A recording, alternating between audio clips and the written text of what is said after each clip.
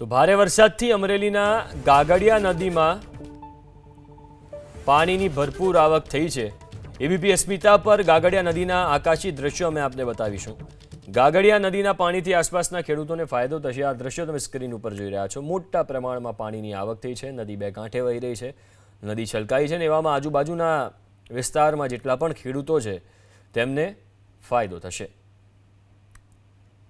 ગાગડિયા નદીના આ દ્રશ્યો છે જ્યાં પાણીની ભરપૂર આવક થઈ। ભારે વરસાદ અમરેલીમાં વરસ્યો અને એના પગલે આ સ્થિતિ સર્જાઈ છે, જેના આકાશી દ્રશ્યો તમે અદ્ભુત દ્રશ્યો સ્ક્રીન ઉપર જોઈ રહ્યા છો। નદીમાં ભરપૂર પાણીની આવક છે અને એના કારણે આજુબાજુના ગામડાઓના ખેડૂતો ખુશ છે।